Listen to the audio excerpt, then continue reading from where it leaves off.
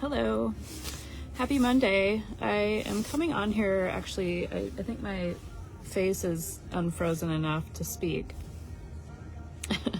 We'll see if my face will stay functioning.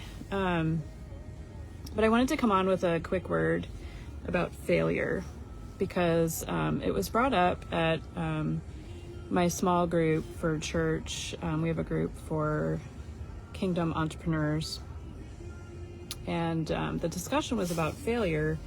And then I was listening to like a video from somebody from like 1968 about failure. And it was really eye-opening because for those of you who read the Bible, you would know that many of the people in the Bible that are featured were failures. Right? In the world standard, the people that were featured in the Bible were failures in the world standard. Look at Moses. He was a murderer. He said he couldn't speak. And yet, he helped deliver a people out of Egypt. David, he was an adulterer, and he murdered somebody, and yet he became a king. And was the lineage of Jesus. Like he was the great.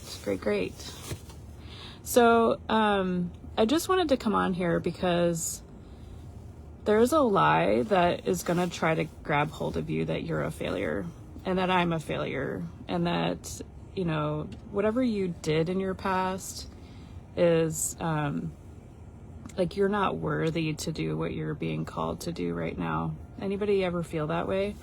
Maybe there's some condemnation that comes for you or shame. Maybe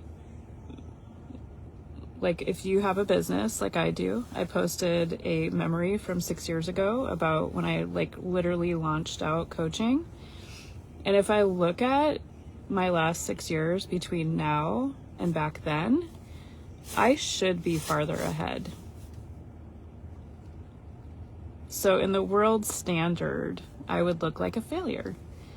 And that's what the enemy wants me to believe, is that I'm a failure, is because I don't have XYZ, and I don't have an offer that's blah, blah, blah. But I am following his lead, and I am doing what he's calling me to do, including leaving a safe and secure job before my business was even fully like at a point where I could have said, yeah, I'm making more than what I make at my job. So if you are in business and you are called to do the thing that he's calling you to do and you're not seeing the fruit yet, I want to call you up and remind you to keep going. I'm going to keep going. I am tenacious. It's a word that people often speak over me. It's like, I've never been one to give up. If he calls me to leave something, I will leave. But when it comes to giving up on something that the Lord is calling me to pursue, knowing that there's people on the other side, like for me specifically in this business, there are women in cages. I see them. They're stuck in cages of complacency. They're stuck in not fully walking out their calling. They're stuck with their voices being locked up, and they need to be set free. And I have keys to help unlock them. But if I give up, then those women won't be set free. And it's not like it's me. The Lord has appointed me and anointed me to do this work. And there's a lie that comes from me often that I'm a failure. And I mean, this is just part of walking this thing out. And it's not like I need to have shame or condemnation because of the lie that the enemy is constantly trying to speak over me, to just give up. You know, there's how many times in the Bible it said, be strong and courageous, be strong and courageous. And just like one of my favorite Bible verses, I was just walking just now. It's like, it feels like 0 degrees outside, but I was like, nope, I'm going to go look for some eagles. And as I'm speaking out what I see, what the Lord's calling me to do in relation to calling women up as eagles, because I love eagles and he literally shows them to me all the time. I was literally speaking out what he was showing me to potentially step into do with some women. And I looked up and there was what I thought was just one eagle. And then another eagle comes in, and then another eagle comes in. This was just like 20 minutes ago, and I almost fell over. So if you are feeling like giving up, you can't give up. And if you're like me and you're being given this big task, you're going to need to stay tethered to the Lord. And you're also going to need to stay tethered to people who are calling you up into your greatness, because there's going to be too many that are going to try to like swipe you down.